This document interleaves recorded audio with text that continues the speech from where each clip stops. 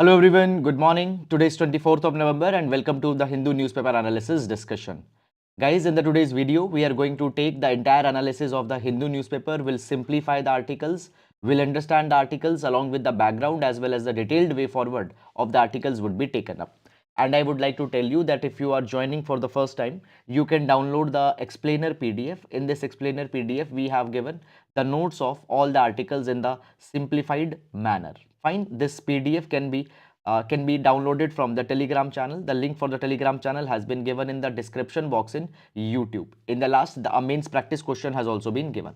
Now, before starting up, let's take the overview of the entire newspaper so that we can understand the placement of the articles and which articles are actually important for the examination. So here we have the first page, okay, and the first article, that is the election commissioner shouldn't be a yes man Supreme Court. So right now, with respect to the independence of the Election Commission of India, there is the petition that has been filed in that particular direction. There are certain key takeaways that have come. We'll take all these particular things. Then Scottish Parliament cannot hold poll for independence, the court. Okay, now guys, the article is not important with respect to our examination. Much substance is not there in the article. Then further moving on, in the city section, the regional politics, crime related issues, etc. has been given. Not much important substance is there in the regional section. Moreover guys, one more thing, that as you might be having some different edition of the Hindu newspaper, regional section in your edition might be different, but regional section usually contains the advertisements, regional politics and all such kind of a thing. So very rarely some important article comes in this particular part. Now coming to the editorial page. So the editorial page, first article, fixing India's malnutrition problem. We'll see this particular article with respect to the issues related to hunger. India is losing its cherished right to know. So with respect to the RTI's assessment article has been given, we'll take it. Pace not time. The article is talking about the functional autonomy of the Election Commission of India. We'll see this particular article. Time to ease norms. Now guys, the article is talking about that the COVID-19 cases are going down and there can be conditional relaxing, that can conditionally the mask wearing compliances can be relaxed, but at the same time in the health facilities or the vulnerable people should be using the mask. This is an idea that has been given. Much important exam substances not there in the article. India's G-force, will understand that what are the areas on which the India can focus as India is presiding the G20 now in 2023. So we'll see this particular article. Milk inflation at a 7.5-year high. So guys, the milk prices, okay, liquid milk, curd, ice cream, these prices along the different cities have been compared. Not important for the examination. Then moving on. Text and the context page. The first article, it talks about the SEBI's plan to tackle the market rumors. We'll see this particular article with respect to the corporate governance. Then moving to the below article, are El Nino La Nina weather patterns changing? So guys, a report has been published into the Nature. We'll see that particular thing. Then Barbara Kingsolver gives a makeover to Charles Dickens and David Copperfield. So guys, this is a bibliography article where the references from certain books, okay, etc. has been given. Now the article doesn't contains much of the substance related to our examinations. Fine. Then further moving on, trade talks with India not conditional. We'll see the article what it is talking about. South China Sea Code of Conduct should align with the international law. We'll see this thing also what the article is talking about. Then further moving on. After that guys, basically the page number 11 contains the political articles, not very much important for the examination. Then moving on, move to change cumbersome procedure for inclusion of ST's list put on hold. We'll see the article what it is talking about. Fine.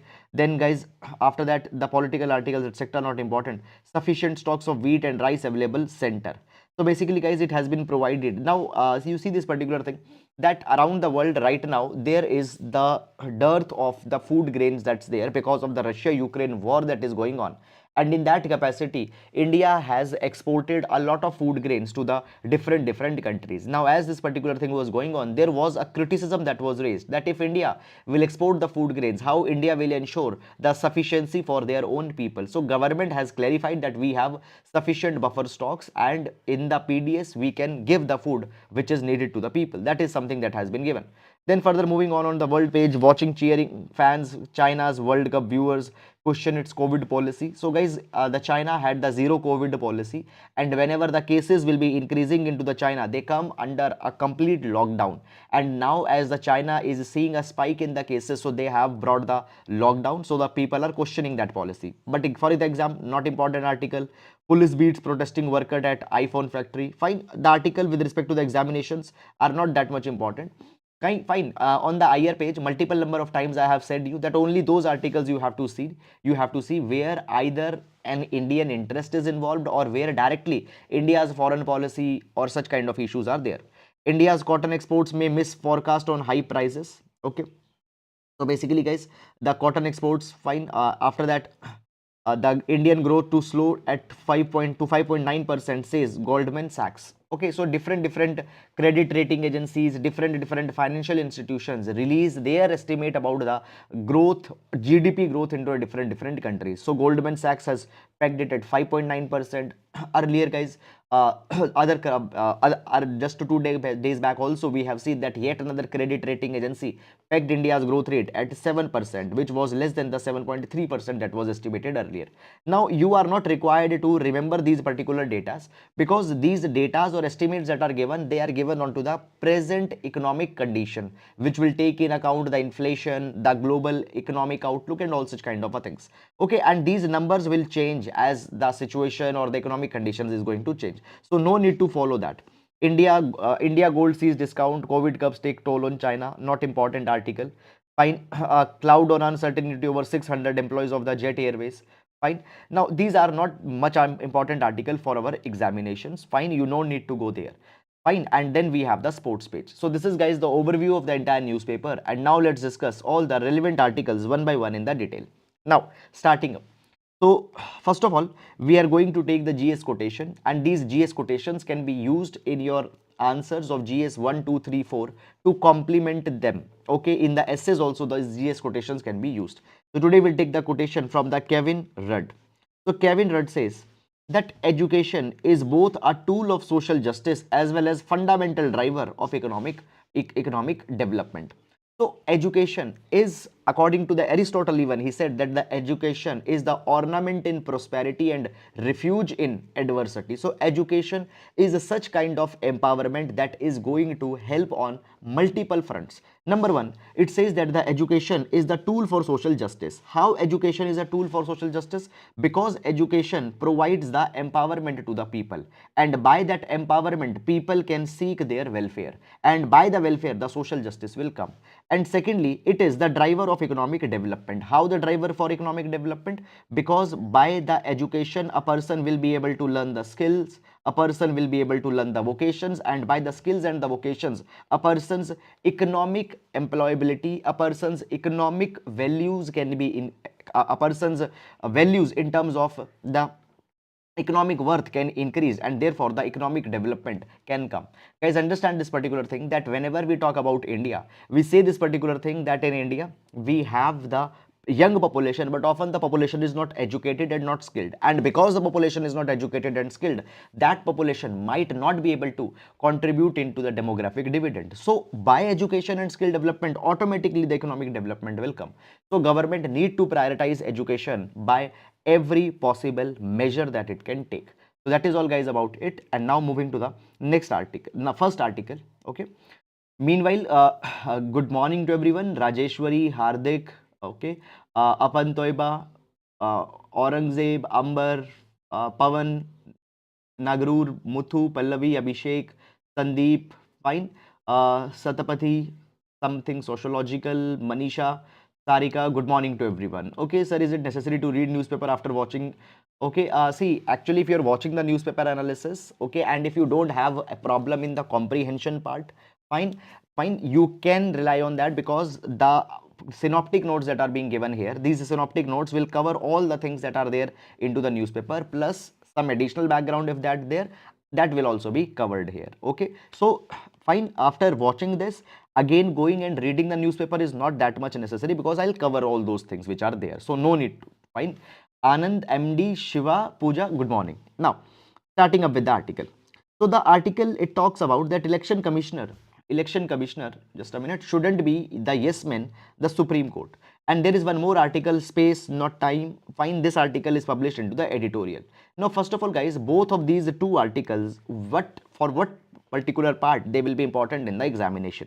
So we have the GS paper number 2, and within the GS paper number 2, election related issues are there. Elections and the issues related to the electoral democracy are there. So there we are going to use this particular topic. Fine. Or you can also talk about this topic will be important for the electoral reforms. Now, before going in this particular article, guys, I would like to give you a brief background, and after understanding this particular background, we will be taking up this particular article. So right now, what is happening? A constitution bench, that is the bench of the 5 judges at the Supreme Court, is hearing the petition where it has been provided that the Election Commission of India is not having the functional autonomy. Now understand this particular thing. The Election Commission of India, though has been an institution which enjoys the global reputation, it has been institution which has been able to bring the free, fair and transparent elections in the country. But still, there are certain issues where we need to bring certain reforms in the Election Commission. First of all, guys, when we talk about the Constitution of India, Article number 324. Article number 324 provides that the Election Commission of India will be responsible in superintendence organizing of the elections in India. The Election Commission of India will be responsible for organizing the free, fair and transparent elections. And by the way, free, fair and transparent elections are the bedrock of a democracy. A democracy cannot function if the free, fair and transparent elections are not there. Understand this particular thing, guys. According to the Hobbes, he has given the social contract theory.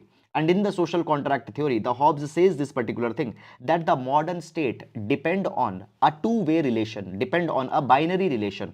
And a binary relation is like this, that on one hand there is the state and on another hand there are the citizens.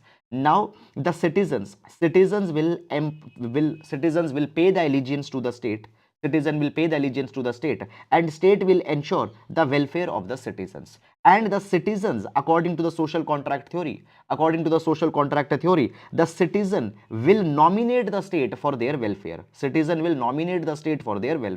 And how that nomination will happen? That nomination will happen by the elections. And elections therefore need to be free, fair and transparent. Okay.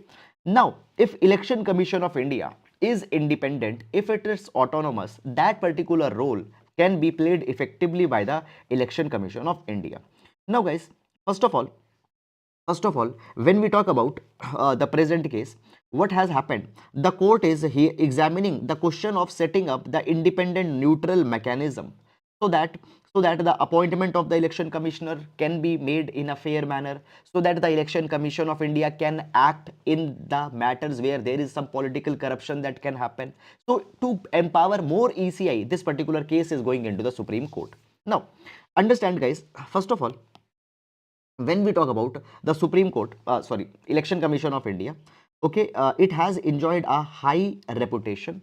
And as of now, the election commissioners of India, election commissioner, chief election commissioner, first of all, the EC will be appointed by the president, and within the Election Commission of India, the senior most election commissioner will be elevated as the chief election commissioner.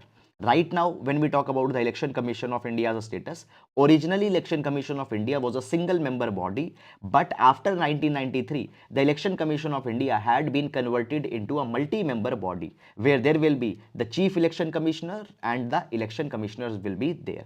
Now, the first question that is coming in the front of the Supreme Court is this, that right now the election commissioner will be appointed by the President of India, and President of India will be acting on the aid and advice of the Prime Minister and the Council of Ministers. So there might be a possibility that the President can appoint such a kind of a person who might be having some political inclination towards the ruling party. Basically, guys, right now what is happening, there is a matter going on in the Election Commission of India where an IAS officer has been appointed as the election commissioner. Basically, guys, from the past so many of the days, from the past so many of the days, there was an issue going on, and the issue was something like this, that there were the vacancies in the Election Commission of India, and just to fill the vacancy, what happened, an IAS officer took the voluntary retirement, okay, took the voluntary retirement, and after just 2 days, within 2 days of the voluntary retirement, that IAS officer was elected into the was appointed into the Election Commission of India. Okay, so this is something that has happened. Now a question opens up, that an IAS officer taking a voluntary retirement, and after taking the voluntary retirement, just he has been appointed as the ECI, so there might be some vested interest. That person has been appointed because that person might be having some links with the government of India, and this particular thing has opened up a question that Election Commission of India is right now not working in the free, fair and transparent manner. This issue has opened up. Now there is first of all guys, the question is coming the question is coming onto the ECI's independence. Okay, the question is coming that whether the election commissioner should be appointed by an independent body. Right now I told you that the President of India appoints the ECI, so question is coming that an independent body should be constituted, and in the Supreme Court a question has come that there should be a collegium, as there is a collegium in the Supreme Court for the ECs, election commissioners appointment, also there should be the collegium, and in this collegium who can be there? The Prime Minister, Chief Justice of India, and the leader of opposition needs to be there in this particular collegium, and this collegium on the basis of consensus should appoint the election commission. Now guys, as of now there is the article 324 subclause 2 of the Indian Constitution. Just a minute. Article 324 subclause 2 of the Indian Constitution, and it provides that a parliamentary law can be provided, a law can be passed into the parliament if it wants to select some another procedure for the appointment of the election commissioner. But as of now, we don't have any law which specifies any other mechanism for appointment of the election commissioners. So the president is right now empowered. Now the government is saying this particular thing, that this selection committee which is having the Chief Justice of India might not be a very good idea, and the present mechanism is good, it should be retained. Okay, this is one matter that is going on. Then guys, the next matter that is going on in the Supreme Court is that the values that a election commissioner should hold. The Supreme Court has provided recently that a person who is holding the position of election commissioner should be honest, should be a person of integrity, should be non-partisan. But at times the persons are appointed in the Election Commission of India where they show a definite political leaning, where they show a definite political inclination. That is something that has been there. So government, before appointing the election commissioner, needs to be make sure that the person of the proven moral character are only being chosen here. This is the second matter that is going on. After that guys, the third matter that has come in this particular issue, in this particular hearing, is that Supreme Court is also raising this matter that from after the independence, the tenure of the chief election commissioners have reduced.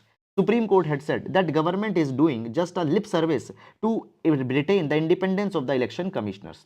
They have said that the tenure of the chief election commissioners have slid down from 8 years in 1950 to just about a few hundred days in 2004. Supreme Court had said that they have done the research. One of a Supreme Court judge had said that he has done the research, and the first chief election commissioner in 1950 who was appointed, first chief election commissioner Sukumar Sen, his term was 8 years and 273 days. Now you don't need to remember this exact number, these years and these many days, but over 8-year tenure was there of the first chief election commissioner. But the 24th chief election commissioner, okay, CEC Sushil Chandra, his tenure was just 1 year, around 1 year. Okay, so from 8 years to 1 year CEC tenure we have reached. Supreme Court is saying this particular thing, that what has happened, deliberately the successive governments, particularly after the 2004, have picked the people whom it knew that they would never get to the full term. Now guys, when we talk about the term of the Chief Election Commissioner of India, it has been provided. Now understand this particular thing. There is the Election Commission Condition of Service of Election Commissioners and Transaction of Business Act of 1991. And under this particular Act of 1991, the section number 4 says that the term of the CEC and election commissioners will be 6 years or till the age of 65, whatever is earlier.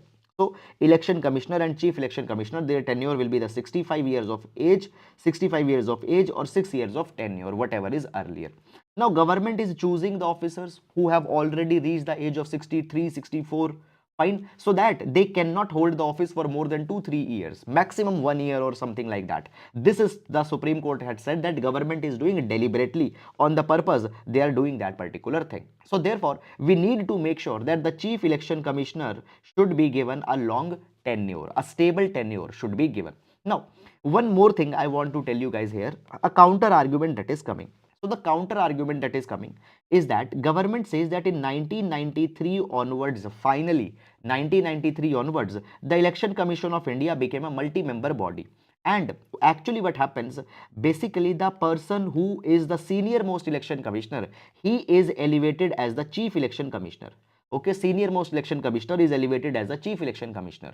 So the government is saying that the entire tenure is to be seen. Earlier, when the Sukumar Sen was elected as the chief election commissioner, at that point of a time, election commissioner was a single member body. The election commissioner, chief election commissioner was the same person and their entire tenure was to be seen.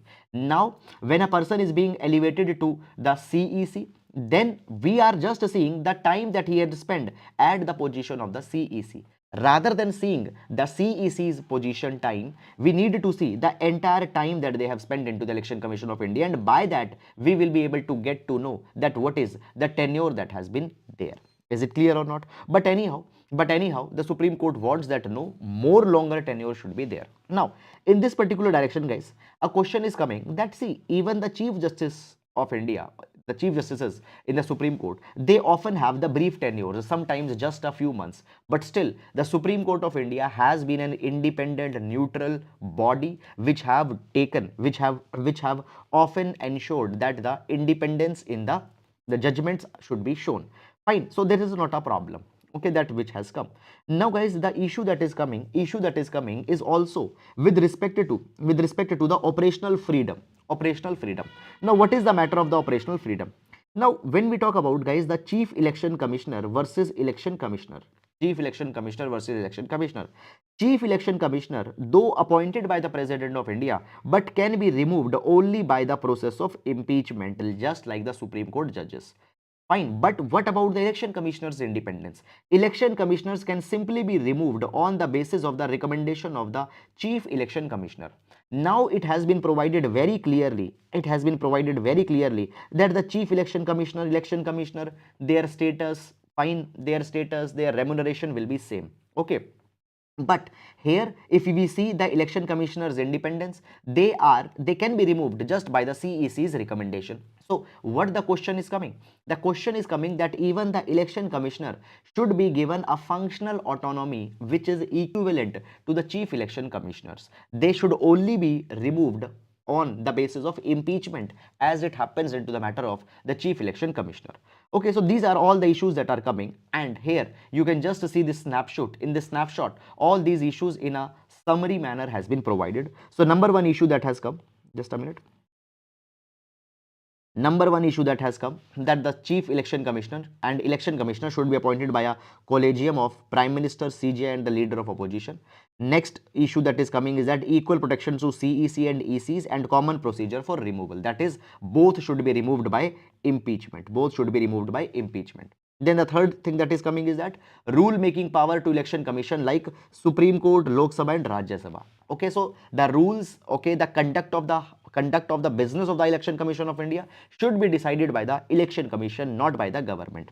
Independent secretariat budget for the commission. They should have their own staff. They should have the budget so that they are not dependent on to the government, because Election Commission of India is the most important body that we have. Okay, so all these are the issues that have come in this particular direction. Is it clear or not?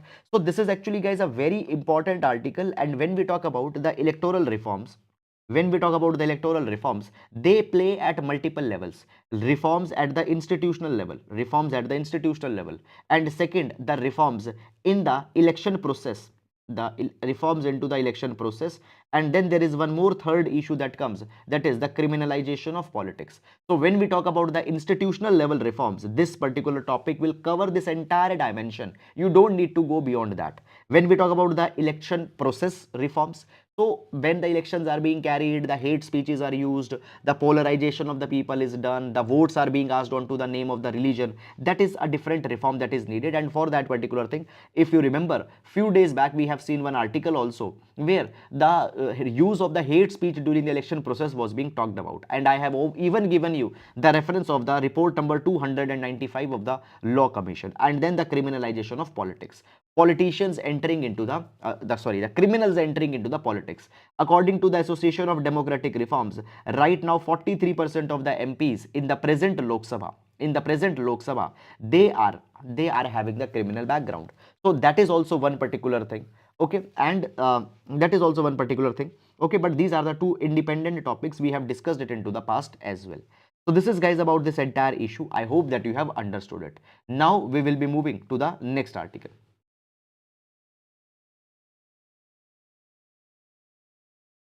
Okay, now is the ECI independent or dependent body? ECI is independent body, but actually by these ways, it shows that fully functional autonomy is not there. Okay, are El Nino, La Nina weather patterns changing? This particular article will see with respect to the GS paper number 3 as well as GS paper number 1. In GS paper number 3, impacts of climate change. GS paper number 3, impacts of climate change. And in the GS paper number 1, we'll see this particular article with respect to the geographical phenomena. Okay. Now, basically, guys, first of all, what has happened? Recently, a study has been published. In a journal Nature. And this study is saying this particular thing, that El Nino, La Nina weather patterns will be changed by 2030. Now, earlier it was said that the El Nino and La Nina patterns will be changed by 2040. But now it has been said that one decade earlier, that is by 2030, the El Nino and La Nina patterns will change. And this particular thing will bring the global climate disruptions, global climate change will come. Now, before going on in this particular article, guys, let's understand that what is this El Nino and what is this La Nina phenomena, because this is a very important phenomena. And with respect to the prelims, there is a high probability that a question can be asked from this particular section. Now, first of all, we will be discussing about the El Nino. Now, guys, what is the El Nino? El Nino, just you can see in this particular picture here, you will get a brief idea about the El Nino. Now, guys, when we talk about the normal year, what happened in the normal year? First of all, in the normal year, the trade winds will be pushing the hot water from this particular region towards the side of the Asia. Okay, the hot water will be depositing around the Australia. Okay, and around this particular region, the hot water will be deposited because the trade winds have pushed it in this particular direction. And at that point of a time, here around the coast of the Peru in the South America, there will be the cold water upwelling that will happen. And this cold water upwelling will bring the nutrition in this particular region. And by that particular nutrition, what will happen? Phytoplankton's growth will increase. And by the phytoplankton growth, what will happen? More fishes will breed in this particular region, and therefore the fish catch for the South America will increase, and their economy will be doing well in that normal year when it is the case. Okay, and actually how this normal year will be panning out for the Asia and particularly for the India, because the hot water has swelled here, it will lead to more evaporation. And because of that particular evaporation, there will be good rainfall that will be coming. And particularly India, dependent on to the rainfall for the agriculture, will be able to have a good agricultural yield into the normal years. This is something that happens in the normal times. Now, what happens in the El Nino year?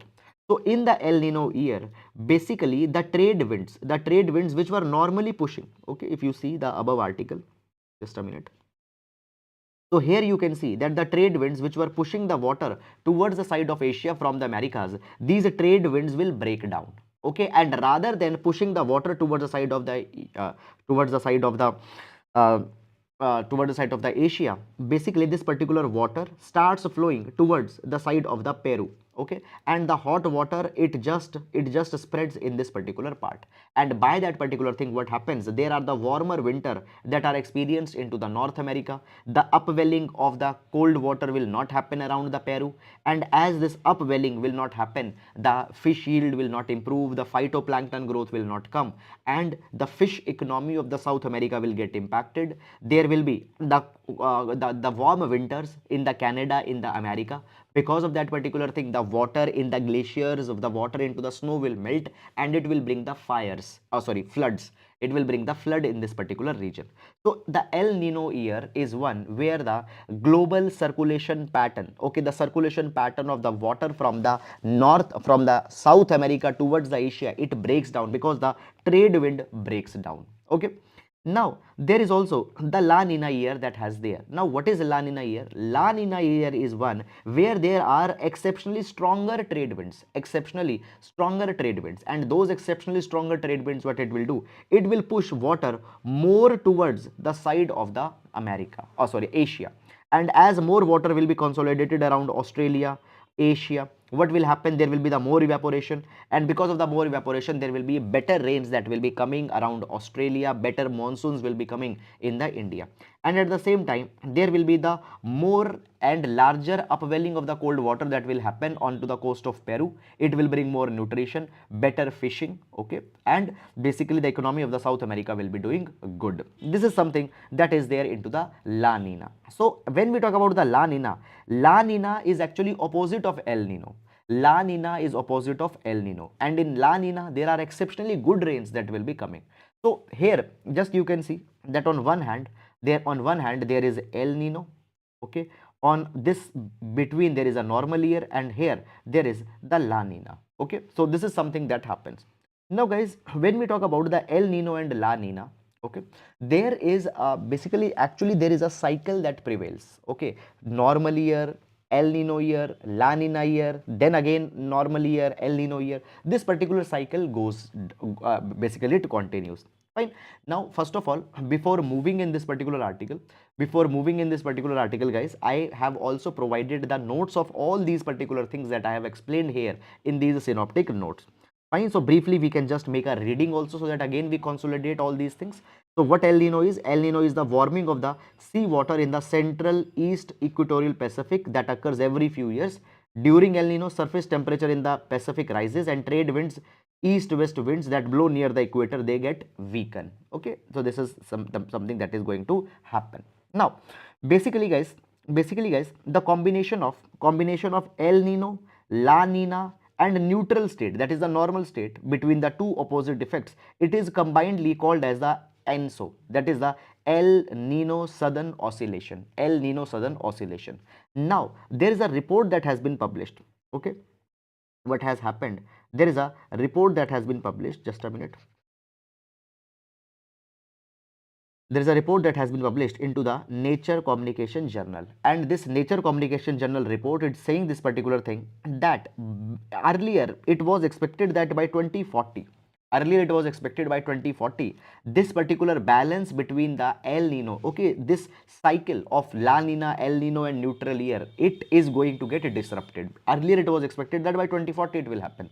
Now it is being said that this cycle will be disturbed by 2030, and once it will be disturbed, there will be the severe climatic changes that are going to come onto the global scale. What exactly the changes will come, we don't know as of now, because they are just the wild estimates. And now even a question comes that why these particular changes will come, why the cycle will break down. It is because of the climate change that is happening. So guys, one very visible impact of climate change is that this ENSO cycle, okay, or La Nina El Nino cycle will break down, which will impact the entire world. And for that particular thing, you can give the reference from the Nature Communication Journal. And if that particular thing will happen, what will happen? India will be impacted, because a large, right now 58% of the population is directly and indirectly dependent on agriculture, okay, and agriculture is dependent onto the rains. That is all guys about this particular article. Exactly the same things that I have explained you here by the help of these pictures, I have written here in the notes also, so you can read that particular thing. The same thing has been provided here also. Now moving to the next article. SEBI plans to tackle the market rumors. Okay. Now this particular article will see with respect to the GS paper number 3, corporate governance. GS paper number 3, corporate governance. Okay, even in the GS paper number 4 the corporate governance is mentioned. Okay, so for that particular part also we can see that. Now first of all guys, when we talk about the SEBI stands for Securities Exchange Board of India, and it is the regulator of the stock market in India. It ensures that insider trading should not happen. It ensures that the shareholders interest is preserved. The corporate should not involved in certain kind of practices by which they might impact the interest of the shareholders. So the SEBI is there. It gives the it also provides the compliances from time to time that the corporates need to follow. Now recently the Securities and Exchange Board of India, SEBI, had floated a consultation paper which is proposing that how we need to tackle the market rumors, because market rumors, they impact the stock market significantly. For example guys, for example, now you see this particular thing that because of the social media, because of the print media, digital media, now the news spreads like a wildfire. Okay, suppose there is an XYZ corporation. Suppose there is an XYZ corporation, and this XYZ corporation, okay, XYZ corporation is employed into the business of manufacturing cars. It is employed, it is involved into the business of manufacturing cars. Now suppose there is a rumor that comes onto the social media, and this rumor is something like this, that the XYZ company, they have tested their cars and their cars have performed really very bad onto the crash testing. So you might be knowing that the NCAP etc., they carry this particular crash testing from time to time. So suppose some rumor comes onto the social media that the cars of this XYZ company were tested for the crash testing and they have performed really bad. By that particular thing, what will happen, the investors perception about this XYZ company will go bad, because people laterwards who were buying the cars of this XYZ company, they will not buy later because these cars are not safe as per the latest crash testing. And because the people will not buy the car, the profitability of this corporate will go down, and as the profitability of the corporate will go down, obviously it will not be something which will be liked by the investors. So investors, rather than buying the shares of the XYZ company, they will start be dumping their shares, and what will happen, the XYZ company's shares will come down. Now actually this entire news might be true, it might be false. Okay, it might be false, it means it can be a rumor. So today guys, we see that there are so many of the, now if you invest some money into the share market, okay, there are the Telegram groups that are there which are giving a lot of insider information that okay, this company is going to do this company is going to do that.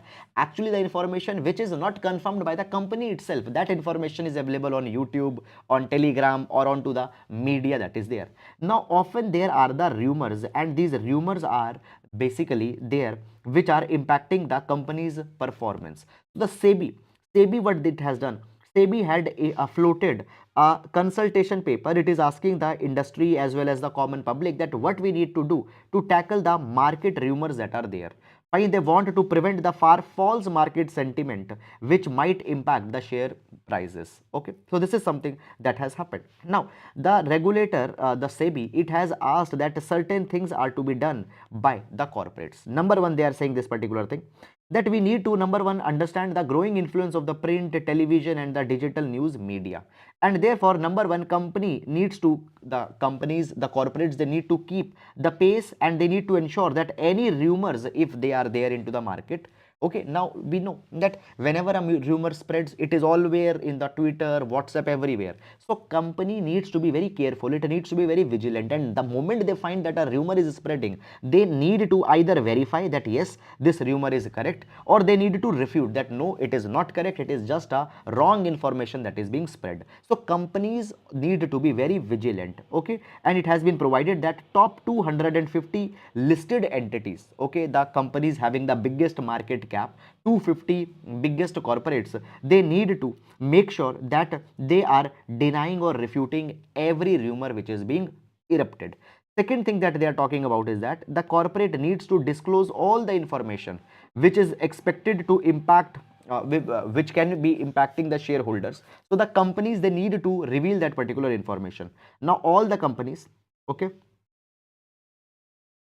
just a minute, the companies need to disclose all the information whose impact in terms of value exceeds 2% of their turnover or net worth, or as per the or 5% of the 3 years of average absolute profit or losses after tax. Okay, now guys, understand this particular thing, that suppose a company has found that a product that they were selling in the market, that particular product had certain problems. Okay, now this particular thing might impact that company in a negative way. Okay, so company need to assess that damage, or company need to assess the impact that will be there.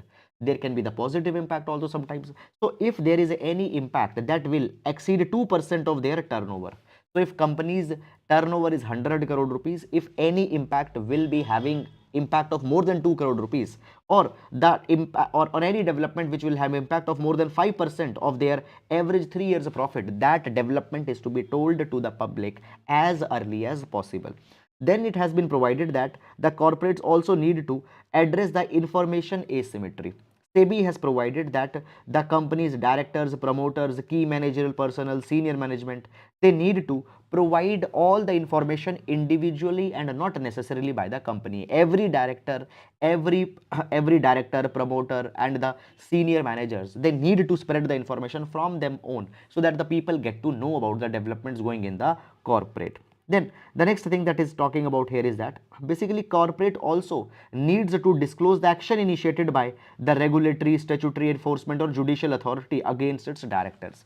So suppose there was some case that was pending against a director of a corporate, and the judgment has come where that particular ruling has been made that okay, whether the director is guilty or not.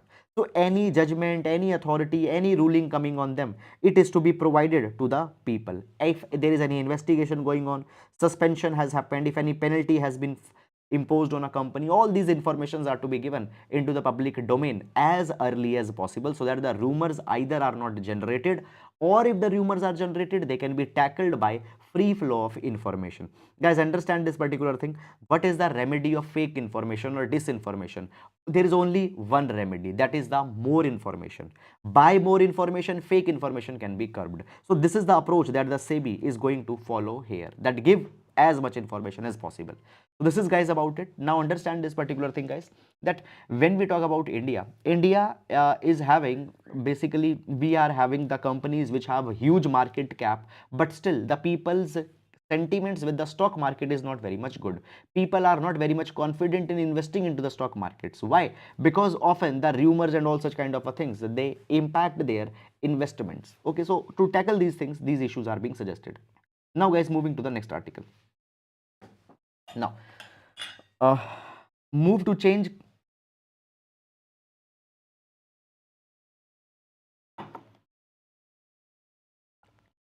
move to change cumbersome procedure for inclusion on ST list is put on hold. Okay, now this particular article will see with respect to the GS paper number 2, social justice tribal issues, social justice tribal issues. Now guys, what this particular article is talking about, this article is talking about that we urgently need the reforms to add, or to add the number of people in the ST list. We need to reform the criteria as how the people will be notified as the STs.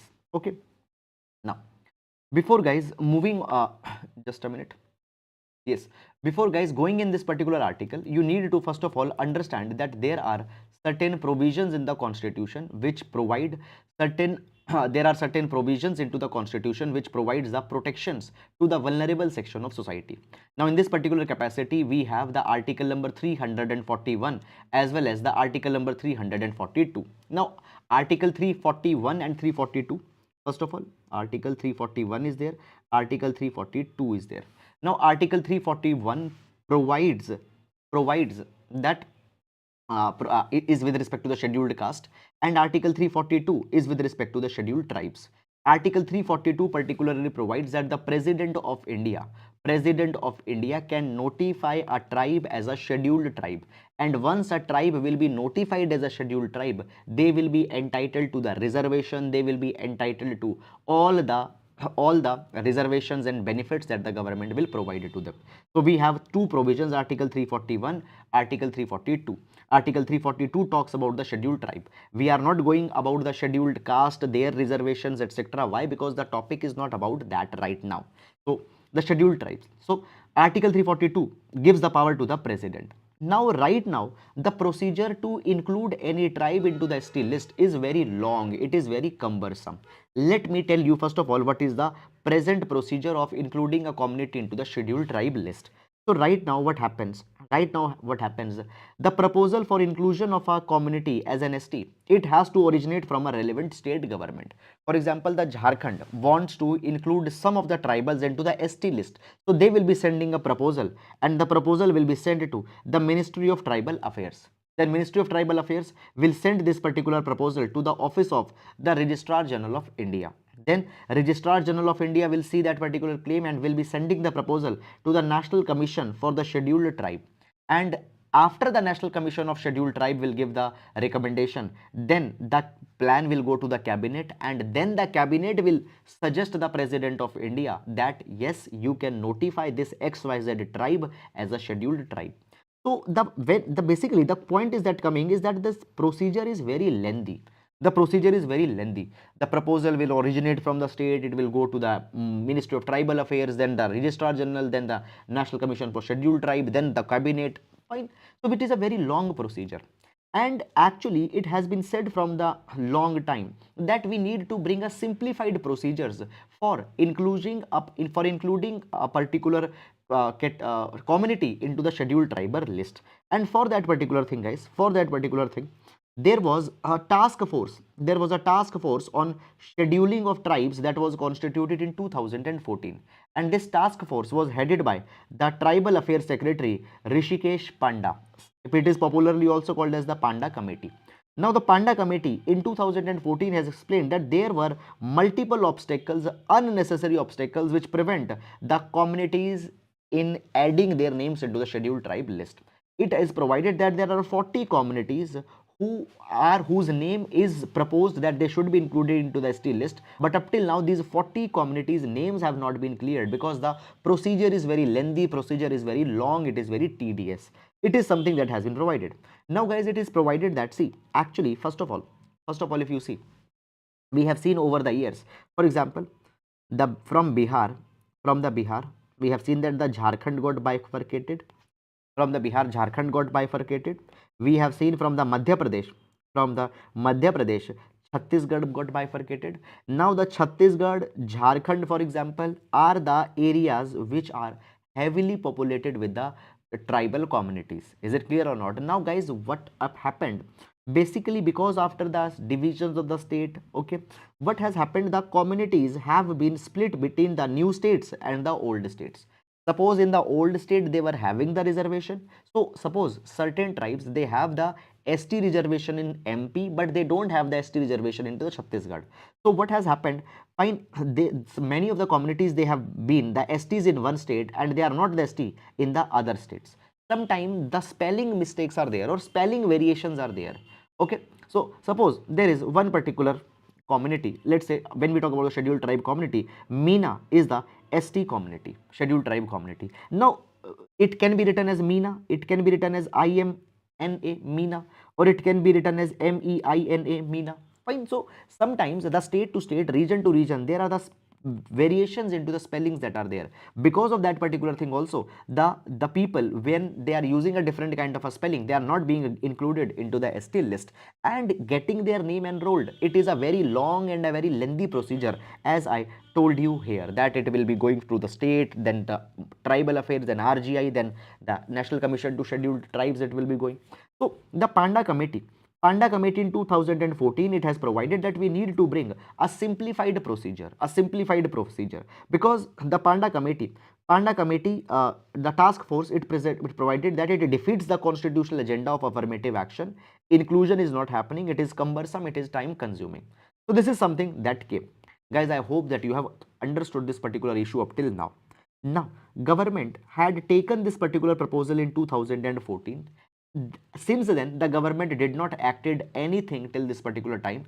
Now finally, government had said that this particular new procedure that you were talking about, that particular procedure has been put on hold. It has been put on hold. So what has happened? What has happened? I am repeating this particular line again. You please focus.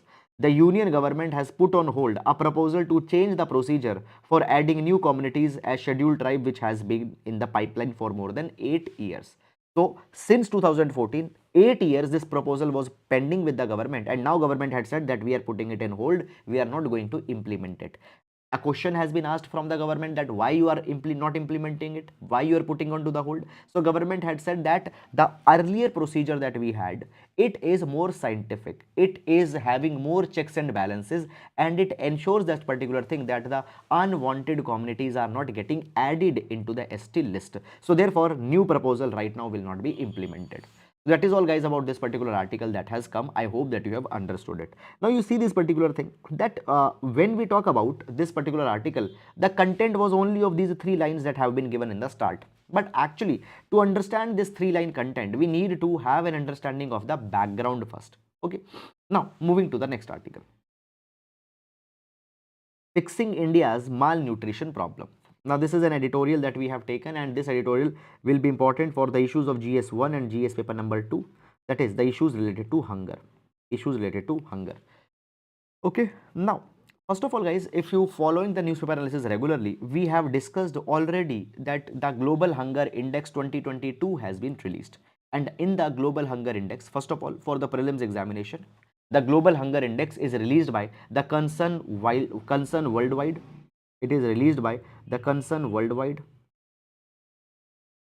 as well as Wealth Hunger Life.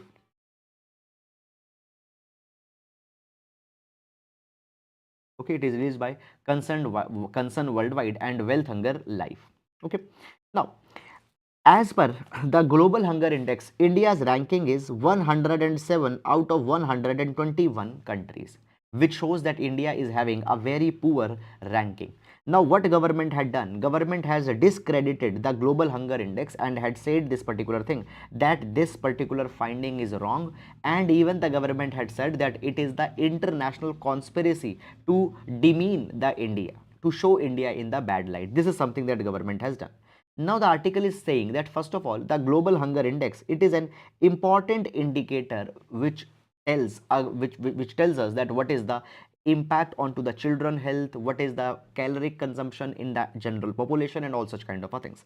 First of all, let's see little bit briefly that what are the indicators on whose basis the Global Hunger Index is measured. So in the Global Hunger Index, there are the 3 dimensions and the 4 indicators are taken. First of all, in the Global Hunger Index, there will be the inadequate food supply that will be taken up. It has been given the 1/3 weightage.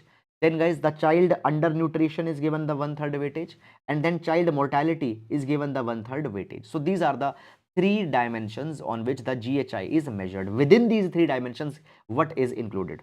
Number 1 is the under 5 mortality rate. Under 5 mortality rate. Under 5 mortality rate means that how many children below the age of 5 years are dying.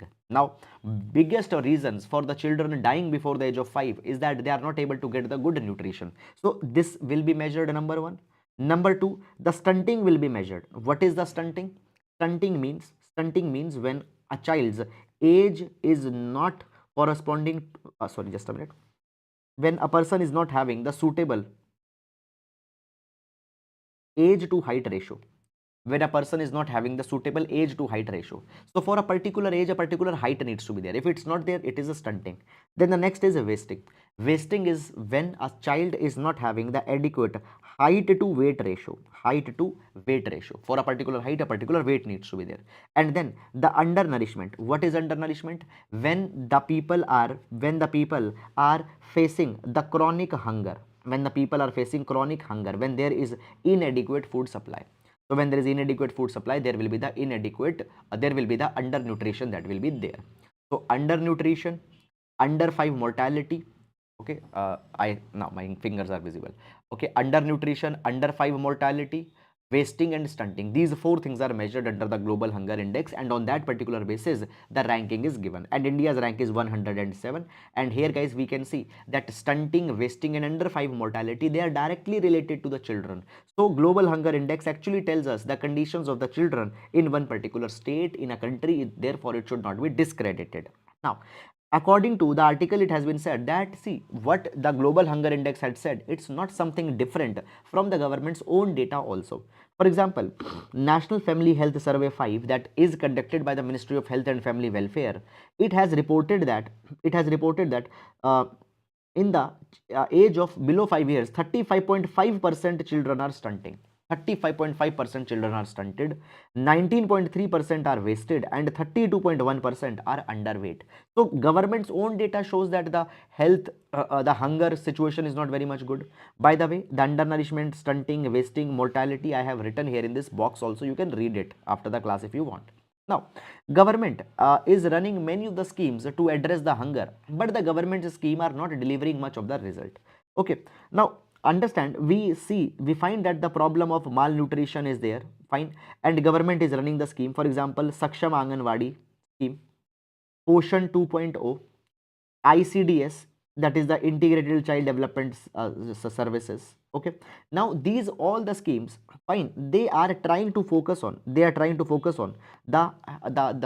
hunger aspect, okay, and the well-being aspect of the adolescent girls, pregnant women, nursing mothers, children below the age of 3.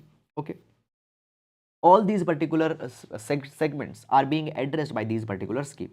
Okay, but actually we find this thing that these schemes are not delivering. Still the children are stunted, still the hunger is there, and all such kind of issues are there. First of all, we find this particular thing that these schemes have not seen an increase in their budget. It has been provided that for the financial year 2020-2023, the budget was increased by less than 1% compared to 2020-2021. So budget increase was there, but it was less than 1% than what was the actual spend in the last year. So we see that as the population is increasing, for every scheme we need to give more budget, but the budget for these schemes that I have just explained you, which are working for the hunger, it has not been increased. After that, the next issue that comes here is that basically the per capita cost of the supplementary nutrition program. Okay, now supplementary nutrition program under the ICDS scheme, the supplementary nutrition is to be provided, additional nutrition is to be provided to the lactating mothers as well as to the children, but the funding for that has not been increased. Okay, and since 2017 it has stayed same, it is underfunded, fine. Then the next issue that is coming is that we always talk about the PM Poshan or the midday meal scheme, that this particular scheme is very much good. Under the midday meal scheme, the cooked lunches are provided to the children. Under the, now midday meal scheme is a revolutionary scheme. Okay, but at the same time, the social audits are not being carried into this particular scheme. You often have seen the videos that the children are eating the food with the salt, they are eating the food, they are eating the chapati with the salt, fine, the quality of milk is very much poor. Okay, so the social audits which were meant to do the community oversight over the quality of service, it is very much poor. Next thing, the next thing that is there is that often there are the controversies that develop in this particular scheme. For example, I'll tell you certain controversies.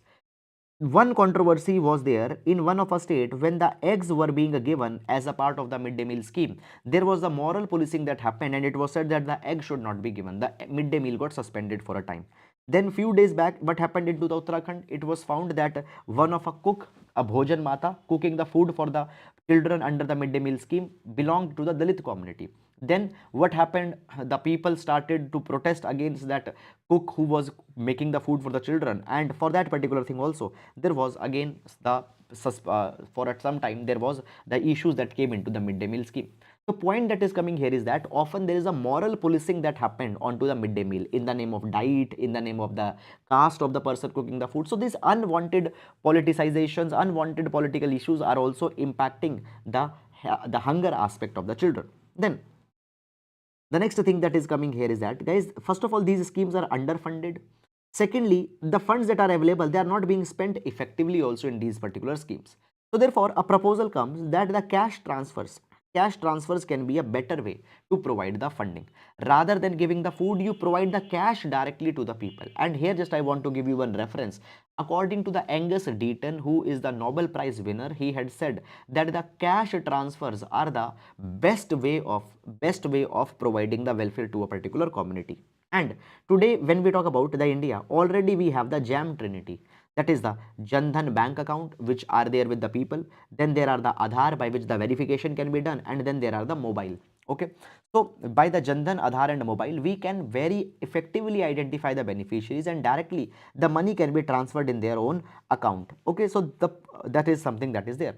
Moreover, the cash also gives an element of choice. Fine, the households can just take the decision that where they want to spend there, where they don't want to spend. So an element of choice is also there. But actually, the cash transfers impact onto the child nutrition in India has been limited. We don't have much data that how by the cash transfers child's nutrition levels have increased. Moreover, the cash transfer will not be very much effective when the food prices are volatile and they are prone to inflation. Okay, so if you have just given the cash, suppose you were giving 100 years 2 years back, and the 100 years you are giving, sorry, 100 rupees you were giving 2 years back, and 100 rupees you are giving today. Obviously 2 years back a person might be able to buy a lot of things in 100 rupees, but today that person will not be able to buy. So inflation makes the food prices volatile. But when actually food is being given, there is a guarantee that okay, whatever the inflation is, some guaranteed food they will get all the time. Okay, so this is something that has been the case. Then guys, moving on in this particular direction, so therefore there is some kind of a limitations. Okay, moreover, son preference is there. Now often we find this particular thing that in India the sons are given more preference. So when the cash is being given, there might be the possibility that the entire cash is only being sent onto the son's education or all such kind of a thing. Moreover, it's provided that the comprehensive social education program is needed. Just giving the cash will not solve the problem.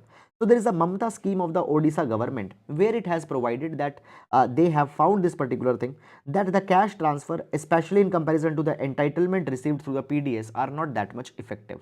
So even the cash is not something which can going to solve all the problem. So what we need to do, we need to bring the comprehensive social education program. So people focus more on their nutrition. Even if they are given the cash, they use the cash in a responsible manner. And then there is the comprehensive targeting program that is needed, which better targets the adolescent children, which better targets the women, the girl child, etc. So it's said that now guys, we are going to celebrate the Poshan Utsav. Fine, but just celebrating Poshan Utsav, celebrating the Poshan Maha, etc. are not important. Actual money, funding is also to be provided. So that is all about it. Now we'll move to the next article. India is losing its cherished right to know. Now this particular article will see with respect to the GS paper number 2 as well as the GS paper number 4, issues related to information sharing plus issues related to the RTA, right to information and information sharing. Now basically guys, when we talk about India, the RTI Act, Right to Information Act of 2005, provided that accessing the information is a legal and justiciable right. That was provided. Now, basically guys, first of all, when you want to take the information by using the RTI, you can take the information from the public authorities. Which are the public authorities? Public authorities are those authorities which are provided under the Section 2 of the RTI Act. Section 2 of the RTI Act. So any person can make an application to the public authority, and actually the application is to be made to the PIO, Public Information Officer. Public Information Officer has to give the information within 30 days. However, if a person is not satisfied with the information that has been received, or if information has not been given within the 30 days, then that particular person can apply to that department. Okay, again that particular person can apply, and if even if the information is not being given, then that particular person can approach the Information Commission. Now guys, there are the state level information commissions. Understand, just a minute. So we have the state level information commissions, and then we have the central information commissions. Now in the Central Information Commission, there will be the Chief Information Commissioners, and then there will be the Information Commissioners. Even into the state, there will be the Chief Information Commissioners and the Information Commissioners. So if the information is not given by the PIO, you can go to the the Information Commission, that is the State Information Commission. You can go and you can visit. If there is some information which is being asked for the central level entities, for example, you are asking the information from PMO and you did not got the information, you will go and you can approach the CIC. Okay, this is something that is happening. Now guys, when we talk about the CIC, Chief Information Commissioner, it is a statutory body that is created by the law under the RT Act of 2005. CIC, Chief Information Commissioner, fine, it will be having one Chief Information Commissioner, one CIC, and not more than 10 Information Commissioners. Maximum 10 Information Commissioners and one Chief Information Commissioner can be there. Now, this particular article is majorly discussing about the Central Information Commission and its role in giving the information. Now, what happened? Actually, in 2019, an RTI Amendment Act was brought. And by that particular thing, basically, the Information Commissioners, Chief Information Commissioners, fine, their tenure, their role, okay, the remuneration that will be given, all these things got changed. First of all, it has been provided that until the 2019 amendment, before that, fine, the Information Commissioner, fine, they were appointed to, who were appointed to the CIC were equal to the state of the, just a minute,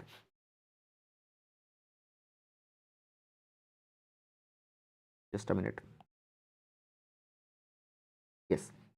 So as we talk about the status before the 2019, the Information Commissioners appointed to the CIC were equal to the status of the Chief Election Commissioners and that of the Supreme Court Judge.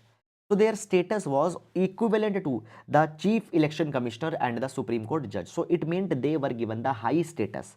But what happened after 2019 amendment? The center said that it has the power to change and decide their terms whenever they wished. So the election commissioners appointment, their term, their tenure will be decided now by the government of India. And it has been said that it has actually killed the independence of the Central Information Commissioner. Moreover, it has been said that after this 2019 amendment, the Central Information Commission has become a walking dead institution. It has not been, it is not a very effective institution after that particular amendment. It has been said that not even a single record is passed, not even a single order is passed after 2019, which is concerning the matters of the public importance. Many such crucial information is being asked through the RTI, but those orders are not coming after 2019. So it means that the government has suitably amended the RTI in order to have more control over the Central Information Commissioner. Now the article is saying that the cases at the CIC come up for a hearing only after 2 years of wait, which is a very long time. This is one issue that has come. Then the next is coming that into the matters of the public importance, Central Information Commission is not passing the important orders. Many of the RTAs have been has been made for the disclosures of the files related to the lockdown, COVID-19, data pertaining to phone tapping, which are passed by the Home Ministry. But here no such disclosure has been done by the CIC. Why? Because now the CIC has independence have been compromised. Next thing that is coming here is that, guys, understand this particular thing. The rules of the natural justice is that no one should be the judge into their own case. But now what is happening? Basically, the article, now what is happening, guys? Basically, the issue is coming that, just a minute. Now what is happening? Basically, as the government got the power that they can control the terms of condition, appointment, remuneration of the information commissioners at the Central Information Commissioner. What happened? The government directly got the power, and whatever now the government will want, that will be done by the Central Information Commissioner. So where the information from the government is to be asked, where the information from the Ministry of Home Affairs is to be asked, what will happen there? They might not give that particular information. Fine. Recently, we have seen that information was asked about the documents related to the UAPA, but nothing happened in that particular thing. Fine, the RTA matters. Understand, first of all, these are not the complex legal arguments that are to be made. Just the information, the file is to be provided. Fine, just the information or the file is to be provided, but even in that, the disclosures are not coming. And biggest reason that the disclosures are not coming is the 2019 amendment, by which the government got the power to control the terms of condition, remuneration of the officers at the Central Information Commission. It in a way had curbed the RTI Act. Is it clear or not? Now moving on to the next article. Is this article related to one article of Election Commission? Hardik, what do you mean by one article? Is it article 1, or please ask again? Sir, can you repeat who said that cash transfers are the best? Angus Deaton. Angus Deaton said it. Okay. Now, India's G-Force moment. Now, this article is talking about the G20 presidency that India had now taken. Just a minute. It is talking about the G20 presidency that India has now taken. Now, first of all, guys, we have seen this particular thing that now India is going to assume the G20 presidency, and it will start after the December, and for 2023, India is going to be G20 president. Now, there are certain crucial issues that have been provided here. First of all, the article is talking about that the G20 decision making only happens when all the 20 countries will be giving the consent to any major step. And actually, this is something which is a kind of an impossibility. But the Prime Minister of India has an ability to turn anything into the opportunity. So the Prime Minister of India might be able to turn even this thing into the consensus. But anyhow, it is very difficult to achieve onto the matters of G20. Now the G20 is coinciding at the 75th year of independence. G20, it represents 80% of the world's GDP, 75% of the trade, and 60% of the population. When we talk about G20, guys, G20 includes 19 countries, both developed and developing countries, and one European Union. So this is the G20. Now, as India is going to become the president, India is going to preside the G20, India needs to pick up the agendas on which the India is going to be focusing upon. For example, when the Italy's presidency, Italy focused on the 3 pillars. What were these 3 pillars? People, planet, and prosperity. Saudi Arabia focused again on 3 objectives, that is empowering the people, planet, and shaping the new frontiers. So India first of all also need to decide that what it will be focusing upon.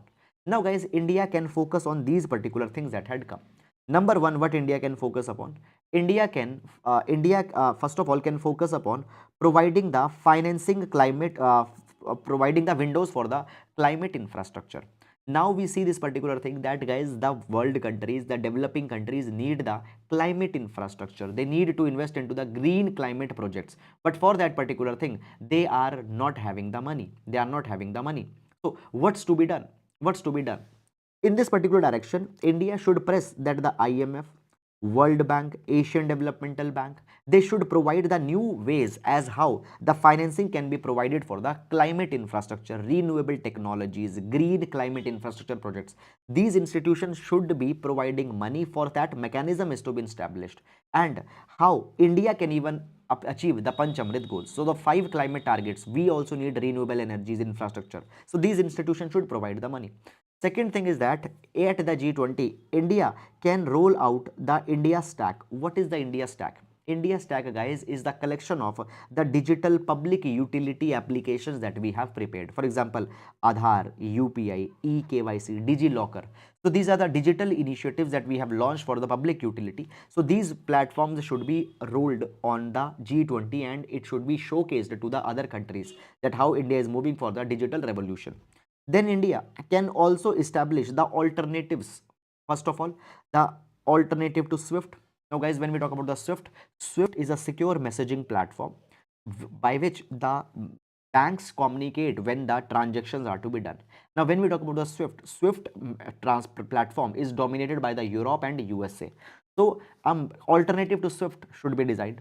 Then USA's monopoly is there in the SWIFT, as well as US's monopoly is there in terms of the dollar.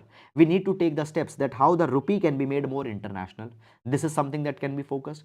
Then the fourthly, India should focus on changing the shareholding structure in the IMF and the World Bank, because right now in the IMF and World Bank, the USA is having a lot of power. Moreover, in the United Nations Security Council also, we have the permanent 5 members that is there. India wants a non-permanent seat. That is also, which is long pending thing. It can be focused. Then India also needs to showcase its rich culture by the G20. Already government had provided this particular thing, that the G20 meet will happen at more than 200 locations. It will happen at more than 200 locations, by which India is going to showcase its diversity. Then India is receiving 17-18 million tourists every year. India has a huge potential of tourism. So basically these G20 meets are going to be held into the tourist destination, and it can also be an opportunity by which India can showcase its tourism to the entire world. So these are certain key areas where we need to focus upon. So that is all guys about it, and now moving to the next article. South China Sea Code of Conduct should align with the international law. Now, too much substance is not there in this particular article. Actually, guys, what is happening? The ASEAN Defense Minister meet is happening. ASEAN Defense Minister meet is happening. And in the ASEAN Defense Minister meet, the Defense Minister of India has participated. And the Defense Minister of India has talked about that the South China Sea Code of Conduct should be finalized, keeping rule of law in the mind. Now, when we talk about the South China Sea, guys, fine, in South China Sea is a territory which is disputed, where the China has claimed most of the areas, okay, and by that particular thing, the claims of the nearby nations such as the Philippines, etc., they are conflicting with the China. So basically, now there is a demand that a code of conduct, fine, that a code of conduct for the South China Sea should be prepared, and the negotiations for this code of conduct for the South China Sea is going on. And India wants that this code of conduct for the South China Sea, it should be consistent with international law, that is the United Nations Convention on the Law of the Seas. China should respect the other countries' sovereignty, their claims, and India always supports the free, open, and inclusive order into the Indo-Pacific, where we respect the sovereignty of other countries, the territorial integrity of all the nations. In the same way, the China should also respect the territorial integrity and sovereignty of other nations. So this is something just that a statement has been given. Nothing concrete has come out of that. So guys, see, these kind of articles, you don't need to spend too much of time. You just need to understand the basic takeaways. Okay. India trade talks with India not conditional on illegal migration UK. Not a substantial article. What actually happened? Basically, guys, India and UK are negotiating the free trade agreement. Okay. Now, basically, what happened? A question. Okay. Okay. Now, what happened? A spokesperson for UK Prime Minister Rishi Sunak, from him, a question was asked. And the question was this, that is there a condition that the free trade agreement will involve that the illegal migrants who are living into the UK and who are from India will take back those illegal migrants. If only when that condition will be finalized, then the FTA will be held. So the spokesperson of the Britain Prime Minister has refused that no, that is not the case. Just that thing that has happened. Beyond that, nothing is important in this article. India-UK FTA is being negotiated. It has to be finalized before Diwali, but up till now it has not happened. Fine. Now, the main practice question for today. India's ascent to the G20 presidency coincides with the country's 75th year of independence. Discuss how this as an opportunity for India to emerge as a leader to solve some of the most pressing issues that humanity is facing. So this is an article. This question needs to be answered in the 15 marks, and this is a question for the GS paper number 2 IR. Okay. So that is all guys about for today. And guys, if you have liked the video, please do like the initiative, because when you like the initiative, fine, that by that particular thing, our video will get promoted on the platform, and by that only we will be able to spread our initiative, which is very much important for the survival of this initiative. So guys, thank you for the today. I hope that you have liked the video. Thank you so much.